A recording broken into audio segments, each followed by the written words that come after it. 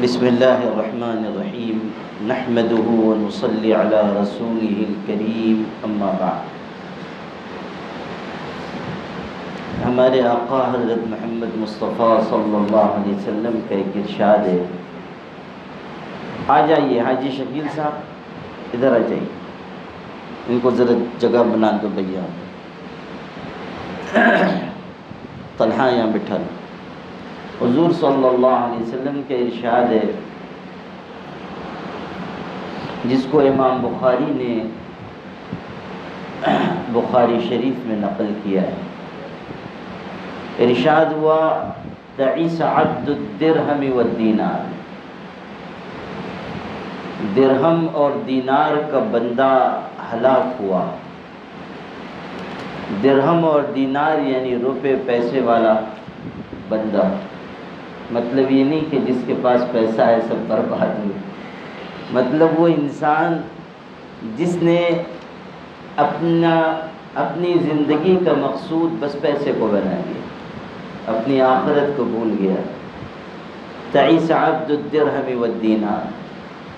پھر ارشاد ہوا تعیس عبد البطن، پیٹ والا بندہ ہلاک ہوا، یعنی جو انسان صرف کھانے پینے میں لگا ہوا ہے اور جس نے اپنی زندگی کا مقصد ہی گویا کہ کھانا پینا بنا دیا، ہر وقت اس کو کھانے پینے ہی کا شوق ہے، ایسا شخص بھی ہلاک ہوا۔ تعیس عبد الفرج، ارشاد ہوا شرمگاہ کا بندہ ہلاک ہوا، یعنی جو غلامی کر رہا ہے اپنی خواہشات کی، بدکاری میں اور برے کاموں اور بے حیائی میں لگا ہے، ہلاک ہوا۔ تعیس عبد الخمیصۃ، اسباب والا انسان ہلاک ہوا، یعنی جو انسان دنیا کے ساز و سامان اسباب اسی میں لگا ہوا ہے، ہلاک ہو گیا۔ میرے بھائیوں، یہ خبر دی ہے اس انسان نے جن سے سچا انسان کائنات میں پیدا نہیں ہوا۔ گویا کہ آپ صلی اللہ علیہ وسلم بتا رہے ہیں کہ اگر تم صرف روپے پیسے کی تلاش میں لگ جاؤ گے یا پیٹ اور شرمگاہ کی خواہشات میں لگ جاؤ گے یا تم مال اور اسباب اکٹھا کرنے میں لگ جاؤ گے اور بس اسی کو زندگی کا مقصد بنا لو گے، ہلاک ہو جاؤ گے۔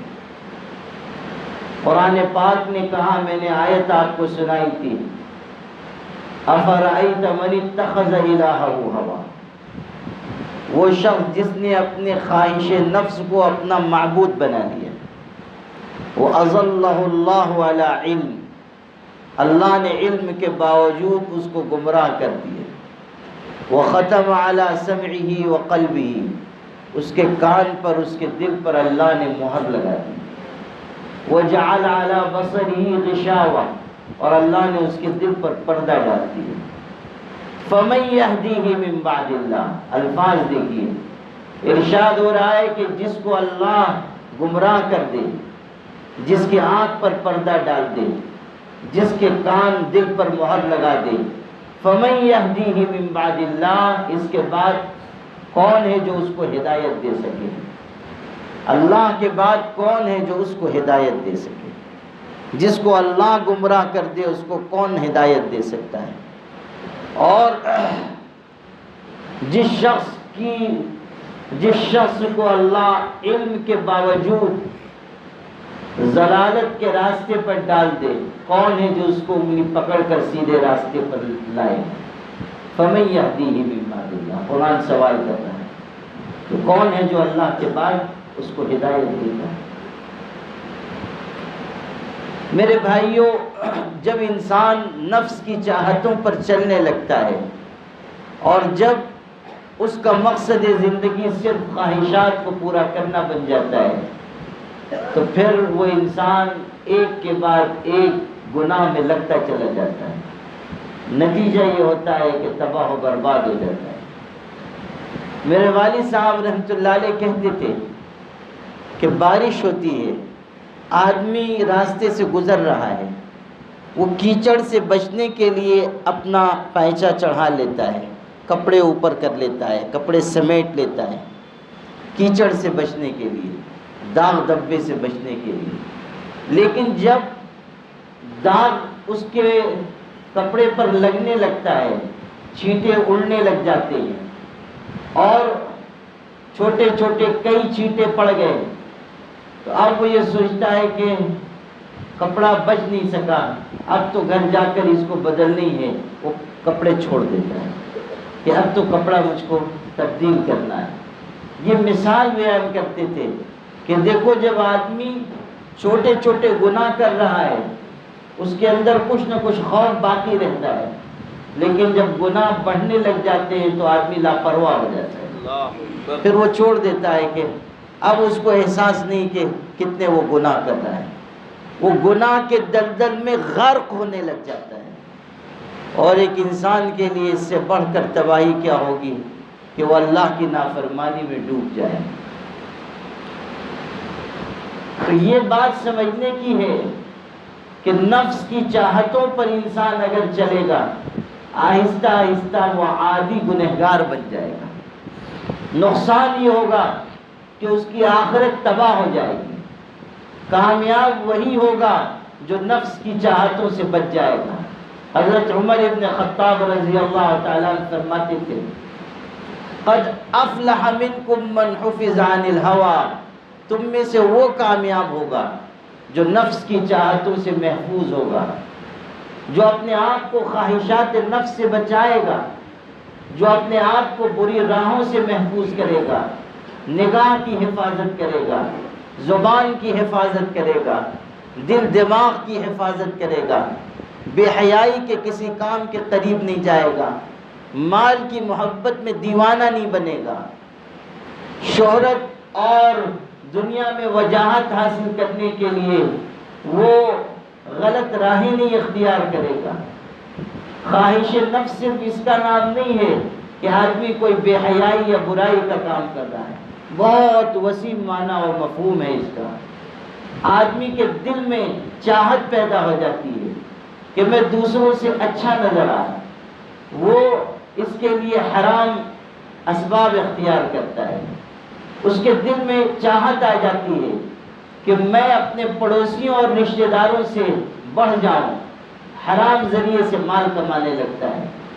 دل میں خواہش آ جاتی ہے کہ میں زیادہ مالدار بن جاؤں، وہ حلال حرام کا فرق بھول جاتا ہے، رشوت بھی لے رہا ہے، خیانت بھی کر رہا ہے، سودی لین دین میں بھی لگ گیا۔ کتنے کارخانے دار ہیں جو بجلی چوری کریں گے، کتنے لوگ ہیں جو سودی کاروبار کریں گے، اور جب ان سے کہا جائے گا کہ یہ غلط طریقہ ہے، حرام ہے، وہ کہیں گے کہ اس کے بغیر کاروبار نہیں ہو سکتا۔ یہ چیز ہے کہ خواہش نفس نے ان کو دیوانہ بنا دیا۔ قد افلح منکم من حفظ عن الہوى، بچے گا وہی جو اپنے آپ کو بری راہوں سے بچائے گا، کامیاب ہوگا وہی جو نفسانی خواہشات سے اپنے آپ کو دور رکھے گا۔ بہت ساری چیزیں ہیں جو نفس کی چاہتوں سے متعلق ہیں اور جن پر عمل کر کے انسان تباہ ہوتا ہے۔ آپ دیکھیے یہ جو ہمارے معاشرے اور سماج میں بے پردگی پھیلی ہوئی ہے، عورتیں بے پردہ پھر رہی ہیں، عورتیں نقاب اور حجاب کے بغیر پھر رہی ہیں یا فیشن کر رہی ہیں، یا اب بڑھ کر معاملہ یہاں تک آ گیا کہ مسلمان لڑکیاں غیر مسلموں سے شادی کر رہی ہیں، ان کے ساتھ چلی جا رہی ہے، ایمان چھوڑ دے رہی ہے، اسلام سے بیگانہ ہو جا رہی ہے۔ یہ سب کیوں؟ نفس کی چاہتوں کی بنیاد پر۔ یہ جو فیشن کے کپڑے پہنے جا رہے ہیں، ایسے کپڑے عورتیں پہنتی ہیں کہ کپڑے پہنی ہوئی ہیں اور ننگی ہیں۔ حدیث پاک میں یہی لفظ ان کے لیے استعمال ہوا، رب کاسیات عاریات مائلات ممیلات۔ کچھ عورتیں ایسی ہوتی ہیں کہ کپڑے پہنی ہوئی ہیں مگر ننگے بدن ہیں، اور وہ خود فتنوں کی طرف جھکتی ہیں، دوسروں کو فتنوں میں مبتلا کرتی ہیں۔ ارشاد ہوا لا يدخلن الجنت، ایسی عورتیں جنت میں نہیں جائیں گی. ولا یجدن ریحھا، جنت کی خوشبو بھی نہیں سونگھ سکیں گی، حالانکہ جنت کی خوشبو 500 سال کی دوری پر سونگھی جا سکتی ہے. اللہ اکبر. یعنی اس قدر جنت سے وہ دور کر دی جائیں گی. کس وجہ سے؟ کہ دنیا میں فیشن پر چلتی رہی، لباس کی پاکیزگی اختیار نہیں کی، حیا اور شرم نہیں اختیار کی.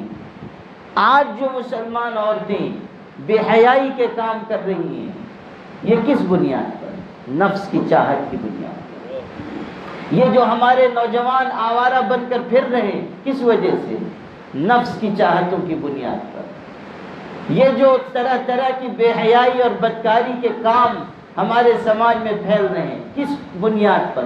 نفس کی چاہت کی بنیاد پر. غور کر لیجئے کہ یہ نفس کی چاہتیں ہمیں کہاں کہاں نقصان پہنچاتی ہیں. کتنے ہمارے نوجوان ایسے ہیں جو نشے کے عادی ہیں، طرح طرح کے نشے کر رہے ہیں، اپنی صحت اپنی جوانی برباد کر رہے ہیں. کس وجہ سے؟ نفس کی چاہتوں کی بنیاد پر. شرابی کے لیے، نشہ کرنے والے کے لیے کتنی سخت سزا بیان کی گئی. یہ سب سزائیں لوگ سن رہے ہیں، اس کے باوجود نشہ کر رہے ہیں. کیوں؟ اس لیے کہ انہوں نے اپنے نفس کی غلامی اختیار کر دی، انہوں نے اپنے آپ کو اپنے نفس کے حوالے کر دیا ہے. ایک جوان 10 جوانوں کو بگاڑ رہا ہے. کس وجہ سے؟ نفس کی چاہتوں کی بنیاد پر. اسی لیے قرآن کہہ رہا ہے افرأیت من اتخذ الہہ ہوا، وہ شخص جس نے اپنے نفس کی چاہت کو اپنا معبود بنا لیا، اپنا معبود بنا لیا. کتنے نوجوان ہیں آپ ان کو دیکھیں گے عورتوں کی مشابہت اختیار کر رہے ہیں. کتنے لوگ ہیں غیر مسلموں کی مشابہت اختیار کر رہے ہیں. کتنے ہمارے نوجوان ہیں آپ دیکھیں گے ہاتھ میں دھاگا باندھے ہوئے، فلاں درگاہ سے لائے ہیں، فلاں جگہ سے لائے ہیں. کس بزرگ نے یہ سکھایا؟ یہ مسلمانوں کا طریقہ نہیں تھا، یہ ہم نے سیکھا غیر مسلموں سے. وہ دھاگے باندھ رہے ہیں، ہم نے بھی باندھنا شروع کر دیا. ہم نے دیکھا کہ بعض سکھ نوجوان ہیں وہ کانوں میں بالی پہن رہے ہیں، کڑے پہن رہے ہیں. مسلمان نوجوانوں نے بھی شروع کر دیا. آپ کتنے لوگوں کو دیکھیں گے کہ بڑے بڑے بال رکھتے ہیں، بالیاں پہنتے ہیں، کڑے پہن لیتے ہیں، عورتوں کی اتنی مشابہت اختیار کرتے ہیں کہ سامنے سے چلے آ رہے ہوں، دور سے تو پتہ ہی نہیں چلتا ہے کہ یہ آ رہا ہے کہ کوئی آ رہی ہے، پتہ ہی نہیں چلے. یہ صورتحال ہے. ایسی مشابہت اختیار کر رہے ہیں کہ معلوم ہوتا ہے کہ یہ ان کی جنس تبدیل ہو گئی ہے. مسلم پرسنل لا بورڈ کی طرف سے بڑا جلسہ ہو رہا تھا، بہت سارے لوگ تھے اور مختلف اس زمانے میں دین بچاؤ دستور بچاؤ تحریک چل رہی تھی اور ملک کے اکثر علاقوں کا ہم لوگ دورہ کر رہے تھے. اس وقت ہمارے حضرت رحمۃ اللہ علیہ بھی زندہ تھے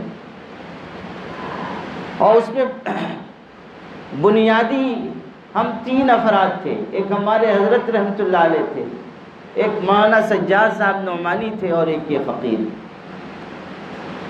تو ایک بڑا جلسہ ہو رہا تھا اور اس میں مختلف مذاہب کے بڑے پیشواؤں کو بھی بلایا گیا تھا اور اسٹیج بھی بہت بڑا اور بہت سارے لوگ اس پہ تھے. اعلان ہوا فلاں ایک مذہبی تنظیم کے بارے میں غیر مسلموں کی کہ اس کے فلاں سربراہ وہ اب تقریر کریں گے. تو ہم لوگ اسٹیج پر پہلی قطار میں بیٹھے ہوئے تھے. اب وہ جو آنے لگے تو ان کا حلیہ اور بال اور وضاحت انداز چلنے کا طریقہ سب ذرا خطرناک قسم کا تھا. تو میں نے مولانا سجاد صاحب بازو میں بیٹھے ہوئے تھے، ایک طرف ہمارے حضرت تھے ایک طرف وہ تھے، درمیان میں بیٹھا ہوا تھا. تو میں نے مولانا سجاد صاحب سے ذرا ان سے بے تکلفی کا رشتہ ہے تو میں نے ان سے جھک کے کہا کہ مولانا یہ جو شخصیت تشریف لا رہی ہے اس کی جنس متعین کیجیے، یعنی یہ کون ہے، مذکر ہے مؤنث ہے، جنس متعین کیجیے. تو مولانا بھی بہت ذہین ہے، کہنے لگے اس میں علماء کا 2 قول ہے. اس میں علماء کا 2 قول ہے.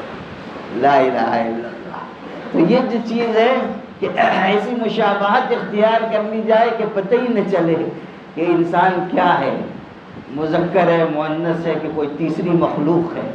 یہ حضرت نبی کریم صلی اللہ علیہ وسلم نے ایسے لوگوں کو ملعون قرار دیا ہے. حدیث میں یہ بات ہے، کہا ان مردوں پر اللہ کی لعنت جو عورتوں کی مشابہت اختیار کرتے، ان عورتوں پر اللہ کی لعنت جو مردوں کی مشابہت اختیار کرتے. تو میرے بھائیوں، یہ سب جو ہم دیکھ رہے ہیں یہ سب نفس کی چاہتوں کا کرشمہ ہے. نفس کی خواہشات کی غلامی نے مسلمانوں کو یہاں پہنچایا ہے. یہ جو بار بار قرآن میں نفس کی چاہتوں کی مذمت آئی ہے، اسی لیے آئی ہے کہ اس کی وجہ سے گناہوں کے دروازے کھل جاتے ہیں. انسان کی دنیا بھی خراب ہوگی، انسان کی آخرت بھی تباہ ہوگی. دنیا بھی برباد اور آخرت بھی برباد، دونوں جگہیں برباد ہوگی، دنیا بھی اور آخرت بھی. دنیا میں بھی انسان نقصان اٹھائے گا. آپ دیکھیے کہ دنیا میں جن ملکوں نے بے حیائی کو رواج دیا، آج وہاں ایسی ایسی بیماریاں پیدا ہو گئیں کہ ان کی عقلیں حیران ہیں. بے حیائی کے راستے نئے نئے اختیار کیے، آج ایڈز کی بیماری ان پر مسلط ہے، کرا رہے ہیں، کوئی ان کا پرسان حال نہیں ہے. لاکھوں لوگ دنیا میں اور خاص طریقے پر مغربی ملکوں میں اس بیماری کی وجہ سے مر رہے ہیں.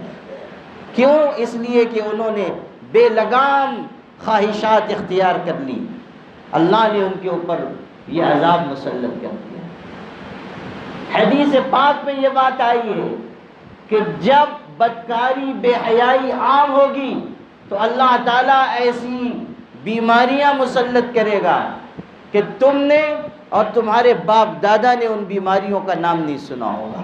اللہ ایسی بیماریاں تم پر مسلط کر دے گا. اللہ اکبر. آپ دیکھیے کہ ایسی ایسی بیماریاں ہیں کہ ہمارے باپ دادا کے زمانے میں کوئی تصور نہیں تھا، لیکن آج وہ بیماریاں ہیں. کیوں؟ اس لیے کہ انسان نفس کی چاہتوں کا غلام بن رہا ہے.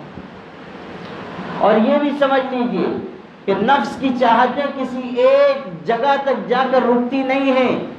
اگر انسان اس راستے پر بڑھا تو پھر بڑھتا چلا جائے گا اور زندگی بھر یہ چاہتیں اس کو غلام بنا کر رکھیں گی.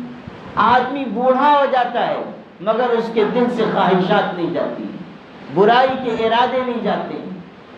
میرے والد صاحبی نے سنایا تھا کہ کسی بوڑھے سے جو جوانی میں بہت بدکار اور بے حیا تھا، اس سے کسی نے پوچھا کہ جوانی میں تو تم نے بہت برائیاں کی، اب بڑھاپے میں کیا حال ہے، گناہوں کو چھوڑ دیا؟ تو وہ کہتا ہے کہ نہیں، میں نے گناہوں کو نہیں چھوڑا، گناہوں نے مجھ کو چھوڑ دیا. یعنی اب بھی میں نے گناہوں کو نہیں چھوڑا ہے، طاقت و قوت باقی نہیں رہی، اس لیے گناہ نہیں کر رہا. یہ چیز ہے. والنفس كالطفل إن تهمله شب على حب الرضاع وإن تفطمه ينفطم. عربی کا شعر ہے کہ انسان کا نفس بچے کی طرح ہوتا ہے کہ اگر تم اس کا دودھ چھڑا دو گے بچپن میں دودھ چھوڑ دے گا، اور اگر نہیں چھڑاؤ گے تو جوان ہونے تک بھی وہ دودھ نہیں چھوڑے گا. یعنی اگر نفس کی چاہتوں پر تم لگام لگاؤ گے تو نفس رک جائے گا، لیکن اگر تم اس کو چھوٹ دیتے جاؤ گے تو یہ بڑھتا چلا جائے گا. انسان کسی شیر کو، کسی بھیڑیے کو مار ڈالے، یہ اس کے لیے کمال کی بات نہیں ہے، لیکن اگر وہ اپنے نفس کو دبا دے اور کچل دے تو یہ اس کے لیے کمال کی بات ہے، یہ اس کے لیے بہت بڑی بات ہے. انسان کو باہمت بننا چاہیے، اپنے نفس کی خواہشات کے مقابلے میں مضبوط ہونا چاہیے. آپ دیکھیں گے کہ جب ہوا چلتی ہے تو وہ درختوں کے پتے گراتی ہے، بعض تیز ہوائیں درخت بھی گرا دیتی ہیں. جب صحرا بیابان میں ہوا چلتی ہے ریت کے ذرے اڑاتی ہے، جب پانی پر ہوا چلتی ہے اس کی سطح کو متحرک کر دیتی ہے، اس کی سطح کو ہلا دیتی ہے. لیکن یہی ہوا چاہے جتنی تیز ہو جائے وہ کبھی بلند و بالا پہاڑ کو اپنی جگہ سے ہلا نہیں پاتی. اگر آپ ایمان میں مضبوط پہاڑ کی طرح بن جائیں گے، نفس کی چاہتیں آپ کا کچھ بگاڑ نہیں پائیں. یہ نفسانی آندھیاں آپ کے اوپر اثر انداز نہیں ہوں گی، یہ ان کو نقصان پہنچائیں گی جن کا ایمان کمزور ہو، جن کا یقین کمزور ہو، جن کے اندر شیطنت کا مادہ موجود ہو، جن کا ایمان مضبوط ہو، ان کا نفس کی یہ چاہتیں کچھ بگاڑ نہیں سکیں گی۔ کوئی نفسانی خواہش، کوئی جذبہ ان کے اوپر ایسا غالب نہیں آئے گا کہ جس کی وجہ سے وہ ظلم کرے، ناانصافی کرے یا اللہ کی نافرمانی کرے۔ قرآن میں آیا ہے لا تتبعوا الہوا، خواہشات نفس کی پیروی نہ کرو، اور یہ بھی ہے کہ اس طرح خواہش نفس کے پیچھے نہ چلو کہ تم عدل و انصاف کے تقاضوں کے خلاف کرنے لگو۔ لا تتبعوا الہوا ان تعدلوا، ناانصافی کرنے لگو۔ آپ اس آیت کے اشارے کو سمجھیے کہ اگر ایمان کمزور ہوگا، نفس کی چاہتیں غالب آئیں گی، تو انسان ظلم، زیادتی اور ناانصافی کے راستے پر چلے گا۔ البتہ اگر ایمان مضبوط ہوگا تو پھر انسان کے اوپر لالچ کے حملے، نفس کی چاہتوں کے حملے کامیاب نہیں ہو پائیں گے۔ صحابہ کرام کے بارے میں یہ سنیے، صحابہ کرام کے بارے میں ایک چھوٹے صحابی تھے، یعنی کم عمر، انہوں نے ایک بڑے صحابی سے، عمر دراز صحابی سے پوچھا، اللہ کے رسول صلی اللہ علیہ وسلم کے صحابہ آپس میں ہنسی مذاق بھی کرتے تھے، ہنسی مذاق کرتے تھے؟ انہوں نے کہا ہاں کرتے تھے، لیکن آگے ایک جملہ کہا وہ بہت خوبصورت ہے، کہا وَلَكِنَّ الْإِيمَانَ أَثْبَتُ فِي قُلُوبِهِم مِّنَ الْجِبَالِ الرَّوَاسِي۔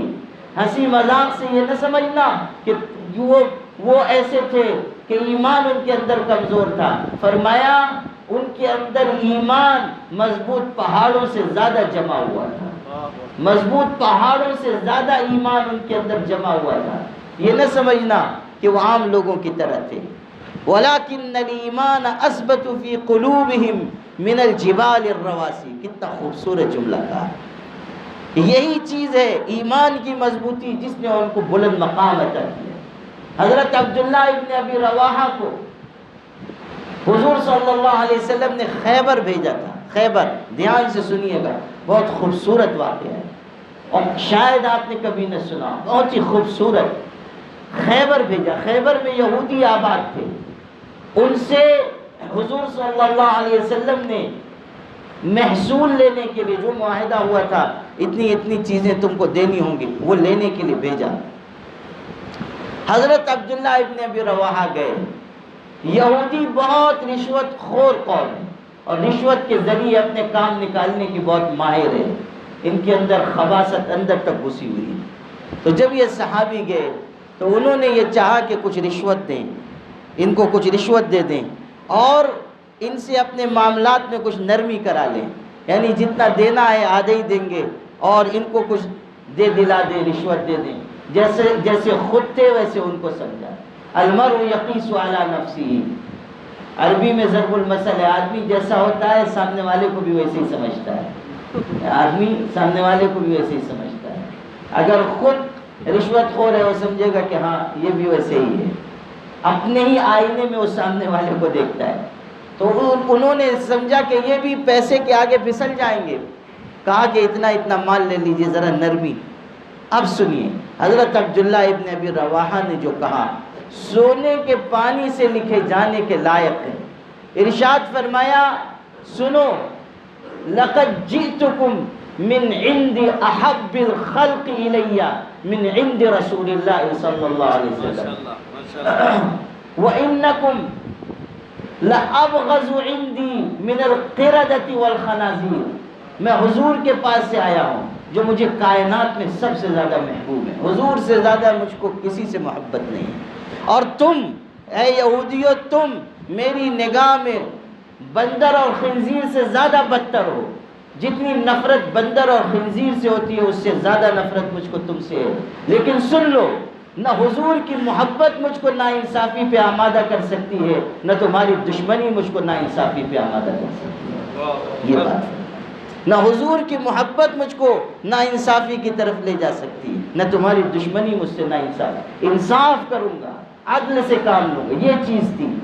خواہشات نفس ان کے اوپر مؤثر نہیں ہو رہی۔ کہتے ہیں کہ کائنات میں جو سب سے زیادہ مجھ کو محبوب ہیں، ان کی محبت بھی مجھ کو انصاف کی راہ سے ہٹا نہیں سکتی، اور تم تو مجھ کو بندر اور خنزیر سے زیادہ ناپسند ہو، لیکن اس نفرت کے باوجود یہ نہیں ہو سکتا کہ میں ناانصافی کروں۔ جب یہ بات یہودیوں نے سنی تو انہوں نے بھی جو جواب دیا وہ سننے کے لائق ہے۔ یہودیوں نے کہا بِهَذَا قَامَتِ السَّمَاوَاتُ وَالْأَرْضُ، اسی کی وجہ سے، اسی انصاف کی وجہ سے آسمان اور زمین قائم ہے۔ یہودی تھے اور غلط راستے پر تھے، لیکن اس انصاف کو دیکھ کر اعتراف کیا کہ یہی عدل و انصاف ہے جس کی وجہ سے آسمان اور زمین قائم ہے۔ یہ چیز ہمارے آپ کے سیکھنے کی ہے میرے بھائیوں، کہ ہم اگر اپنے ایمان کو مضبوط بنائیں گے، اللہ والوں کی صحبت اختیار کریں گے، ان سے تربیت حاصل کریں گے، اپنے دل کو ذکر کے ذریعے مضبوط بنائیں گے، تب ہم نفسانی خواہشات سے بچ پائیں گے، ورنہ یہ نفس کی چاہتیں ہمیں برباد کریں گی، یہ نفس کی چاہتیں ہمیں تباہ کر دیں گی، کسی وادی اور گھاٹی میں لے جا کر ہمیں تباہ کر دیں گی۔ میرے بھائیوں، آج بہت سارے مسلمانوں کی تباہی اور بربادی کا بنیادی سبب یہی نفس کی چاہتیں ہیں۔ جب تک ہم اپنے دل سے ان چیزوں کو نکالیں گے نہیں اور اللہ کی محبت دل میں بسائیں گے نہیں، کامیابی نہیں ہوگی۔ اللہ پاک ہم سب کو عمل کی توفیق عطا فرمائے۔ اللہ بھائی پرچہ ہے آپ لوگوں کے پاس؟ پہلے ختم خواجگاہ کا عمل ہوگا، اس کے بعد انشاءاللہ دعا کریں گے۔ درود شریف پڑھ لیجئے 10 دفعہ، 10 دفعہ درود شریف پڑھیں۔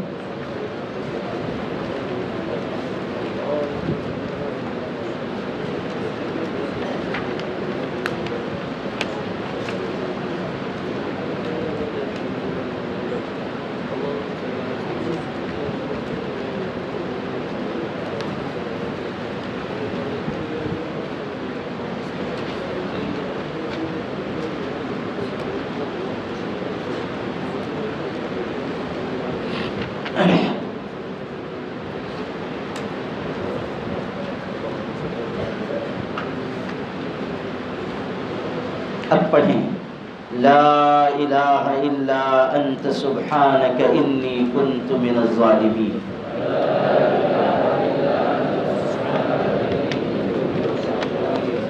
لا الہ الا انت سبحانک انی کنت من الظالمین۔ لا الہ الا انت سبحانک انی کنت من الظالمین۔ لا الہ الا انت سبحانک انی کنت من الظالمین۔ لا الہ الا انت سبحانک انی کنت من الظالمین۔ لا الہ الا انت سبحانک انی کنت من الظالمین۔ لا الہ الا انت سبحانک انی کنت من الظالمین۔ لا الہ الا انت سبحانک انی کنت من الظالمین۔ لا الہ الا انت سبحانک انی کنت من الظالمین۔ رب انی مسنی الضر وانت ارحم الراحمین۔ رب انی مسنی الضر وانت ارحم الراحمین۔ رب انی مسنی الضر وانت ارحم الراحمین۔ رب انی مسنی الضر وانت ارحم الراحمین۔ رب انی مسنی الضر وانت ارحم الراحمین۔ رب انی مسنی الضر وانت ارحم الراحمین۔ رب انی مسنی الضر وانت ارحم الراحمین۔ رب انی مسنی الضر وانت ارحم الراحمین۔ رب انی مسنی الضر وانت ارحم الراحمین۔ رب انی مسنی الضر وانت ارحم الراحمین۔ 10 دفعہ ہر جملہ 10 دفعہ پڑھنا ہے۔ حسبنا اللہ ونعم الوکیل۔ حسبنا اللہ ونعم الوکیل۔ حسبنا اللہ ونعم الوکیل۔ حسبنا اللہ ونعم الوکیل۔ حسبنا اللہ ونعم الوکیل۔ حسبنا اللہ ونعم الوکیل۔ حسبنا اللہ ونعم الوکیل۔ حسبنا اللہ ونعم الوکیل۔ حسبنا اللہ ونعم الوکیل۔ حسبنا اللہ ونعم الوکیل۔ حسبنا اللہ ونعم الوکیل۔ رب انی مغلوب فانتصر۔ رب إني مغلوب فانتصر رب إني مغلوب فانتصر رب إني مغلوب فانتصر رب إني مغلوب فانتصر رب إني مغلوب فانتصر رب إني مغلوب فانتصر رب إني مغلوب فانتصر رب إني مغلوب فانتصر رب إني مغلوب فانتصر لا حول ولا قوة إلا بالله العلي العظيم لا حول ولا قوة إلا بالله العلي العظيم لا حول ولا قوة إلا بالله العلي العظيم لا حول ولا قوة إلا بالله العلي العظيم لا حول ولا قوة إلا بالله العلي العظيم لا حول ولا قوة إلا بالله العلي العظيم لا حول ولا قوة إلا بالله العلي العظيم لا حول ولا قوة إلا بالله العلي العظيم لا حول ولا قوة إلا بالله العلي العظيم لا حول ولا قوة إلا بالله العلي العظيم يا الله يا نور يا حق يا مبين يا الله يا نور يا حق يا مبين يا الله يا نور يا حق يا مبين يا الله يا نور يا حق يا مبين يا الله يا نور يا حق يا مبين يا الله يا نور يا حق يا مبين يا الله يا نور يا حق يا مبين يا الله يا نور يا حق يا مبين يا الله يا نور يا حق يا مبين يا الله يا نور يا حق يا مبين يا خفي اللطف أدركني بلطفك الخفي يا خفي اللطف أدركني بلطفك الخفي يا خفي اللطف أدركني بلطفك الخفي يا خفي اللطف أدركني بلطفك الخفي يا خفي اللطف أدركني بلطفك الخفي يا خفي اللطف أدركني بلطفك الخفي يا خفي اللطف أدركني بلطفك الخفي يا خفي اللطف أدركني بلطفك الخفي يا خفي اللطف أدركني بلطفك الخفي يا خفي اللطف أدركني بلطفك الخفي يا خفي اللطف أدركني بلطفك الخفي أنت الهادي أنت الحق ليس الهادي إلا هو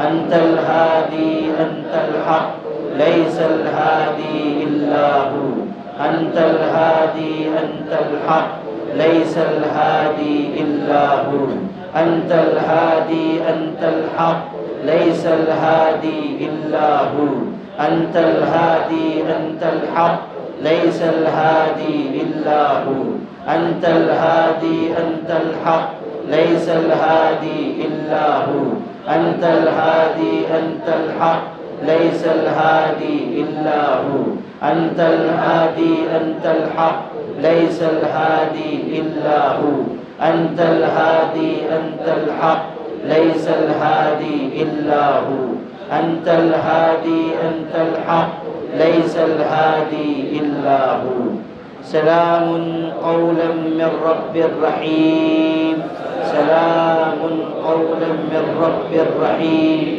سلام قولا من رب رحيم سلام قولا من رب رحيم سلام قولا من رب رحيم سلام قولا من رب رحيم سلام قولا من رب رحيم سلام قولا من رب رحيم سلام قولا من رب رحيم سلام قولا من رب رحيم سلام قولا من رب رحيم إن رحمة الله قريب من المحسنين إن رحمة الله قريب من المحسنين إن رحمة الله قريب من المحسنين إن رحمة الله قريب من المحسنين إن رحمة الله قريب من المحسنين إن رحمة الله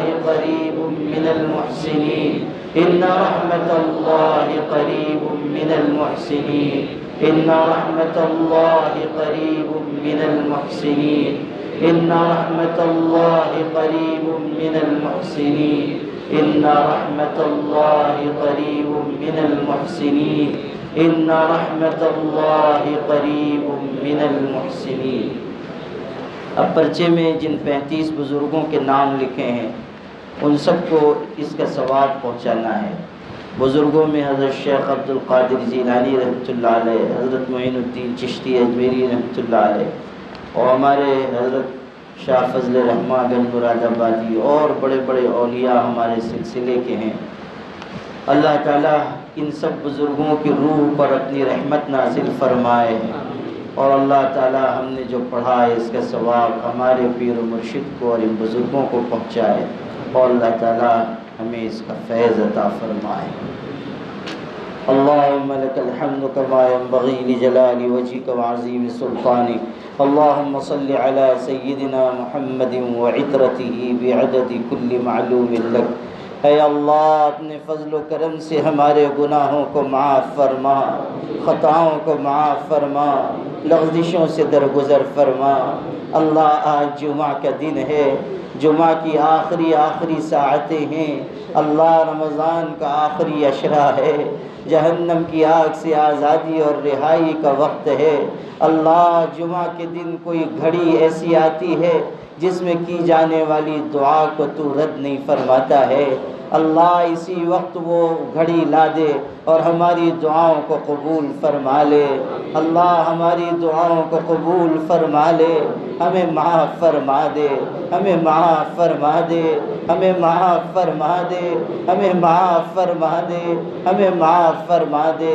اللہ نفس و شیطان کے فتنوں کی وجہ سے ہمارا بہت نقصان ہو چکا ہے، اللہ ہمارے دل برباد ہو چکے ہیں، گناہوں کا بوجھ ہم پر آ چکا ہے، نام اعمال کالے ہو چکے ہیں، دل بھی کالے ہو چکے ہیں۔ اللہ تو دل کو پاک کرنے والا ہے اور تو ہی گناہ کو مٹانے والا ہے، اپنے فضل و کرم سے ہمارے دلوں کو پاک فرما، ہمارے دلوں کو صاف فرما، ہمارے دلوں کو صاف فرما، ہمارے گناہوں کو نیکیوں سے تبدیل فرما۔ اللہ ہمیں معاف فرما دے، ہمیں معاف فرما دے، ہمیں معاف فرما دے، ہم پر اپنی رحمت نازل فرما، ہماری مغفرت فرما، ہمارے ماں باپ کی مغفرت فرما۔ اللہ ہمارے ماں باپ کا ہم پر بڑا احسان ہے، اللہ تو اپنے کرم سے ان کو ان کے احسان کا بہترین بدلہ عطا فرما۔ اللہ اس پورے مجمع کو قبول فرما۔ اللہ سب تیرے در پر آ کر بیٹھے ہوئے ہیں، اعتکاف کی حالت میں ہیں، روزے کی حالت میں ہیں، تیرے گھر میں ہیں، جمعہ کا مبارک دن ہے، رمضان کا برکت والا مہینہ ہے۔ اللہ اتنی برکتوں کے جمع ہونے کے بعد بھی اگر تو ہمیں معاف نہیں فرمائے گا تو ہم سے زیادہ محروم اور کون ہوگا۔ اللہ معاف فرما دے، اللہ معاف فرما دے، اللہ بس اسی وقت معاف فرما، اللہ ابھی معاف فرما، اللہ ابھی معاف فرما۔ اللہ اپنے فرشتوں کو بھیج دے کہ جاؤ میرے بندے فلاں مسجد میں جمع ہیں، ان سے جا کر کہنا کہ گنہگاروں تم کو معاف کر دیا گیا، تمہاری مغفرت کر دی گئی، ہاں آئندہ مت گناہ کرنا، آئندہ مت نافرمانی کرنا۔ اللہ یہ اعلان کرا دے، یہ اعلان کرا دے۔ اللہ ہمیں مغفرت کا پروانہ عطا فرما، اللہ ہمیں تیری محبت کا نور عطا عطا فرما، اللہ تیری معرفت کا نور عطا فرما، جو دنیا سے چلے گئے ان کی مغفرت فرما، جو موجود ہیں ان کی عمر میں صحت کے ساتھ برکت عطا فرما، ہمیں عافیت والی زندگی عطا فرما، طاعت والی زندگی عطا فرما، عبادت والی زندگی عطا فرما، تیری پسند والی زندگی عطا فرما۔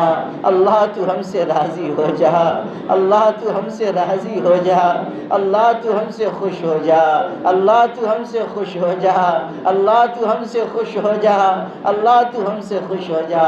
اللہ ہمیں ذکر کی لذت عطا فرما، اللہ گناہ کی کثرت کی وجہ سے ذکر کی حلاوت ہم سے چھن گئی ہے، اللہ نمازوں کا شوق چھن گیا ہے، اللہ ہم پر وحشت طاری کر دی گئی ہے، اللہ گناہ کی ان نحوستوں کو ہم سے دور فرما، اللہ ہمیں تیرا مخلص بندہ بنا لے، مخلص بندہ بنا لے، اللہ مخلص بندہ بنا لے، اللہ مخلص بندہ بنا لے، مخلص بندہ بنا لے، اللہ تجھ سے مانگنے والا بنا لے، اللہ تجھ سے مانگ کر لینے والوں میں ہمیں شامل فرما دے، اللہ ہمارے جوانوں کی جوانیوں کی حفاظت فرما، ہر بری بات سے ان کی حفاظت فرما، بے داغ جوانی عطا فرما، اللہ تعالی ہمیں تیری طرف رغبت عطا فرما، اللہ تیری راہ میں خرچ کرنے کا جذبہ عطا فرما، حرص و حسد سے کبر و فخر سے حفاظت فرما، اللہ ہماری بستی پر اپنی رحمت نازل فرما، تمام عالم کے مسلمانوں کی حفاظت فرما، پوری امت کو نجات عطا فرما، پوری امت کی مغفرت فرما، اللہ یہ حضرت نبی کریم صلی اللہ علیہ وسلم کی امت ہے، اللہ دنیا میں ماری جا رہی ہے، پریشان حال ہے، اللہ کہاں کہاں ظلم ہو رہا ہے، اور اس ملک میں بھی ہم ستائے جا رہے ہیں، اللہ راہ چلتے ہوئے لوگوں کو مارا جا رہا ہے، ٹرینوں میں مارا جا رہا ہے، اللہ بسوں میں مارا جا رہا ہے، تیرا نام لینے والوں پر ظلم اور ستم ہو رہا ہے، اللہ اس ظلم کو روکنے والی بس تیری ذات ہے، اللہ تعالیٰ اس ملک کے اہل ایمان کو قوت عطا فرما، ان کی مدد فرما، ان کی مدد فرما، اہل ایمان کے لیے اس ملک میں قیامت تک باعزت طریقے سے ایمان کے ساتھ رہنا اور جینا مقدر فرما، اللہ ظالموں کو چن چن کر ہلاک فرما، اللہ ظالموں کو چن چن کر ہلاک فرما، اللہ ظالموں کو چن چن کر ہلاک فرما، اللہ اہل ایمان کو ایمان پر قائم رکھ، ہمیں ایمان پر زندگی دے اور ایمان پر وفات عطا فرما، حضرت نبی کریم صلی اللہ علیہ وسلم کی برکتوں سے ہماری دعاؤں کو قبول فرما، سبحان ربک رب العزت عما یصفون وسلام علی المرسلین والحمد للہ۔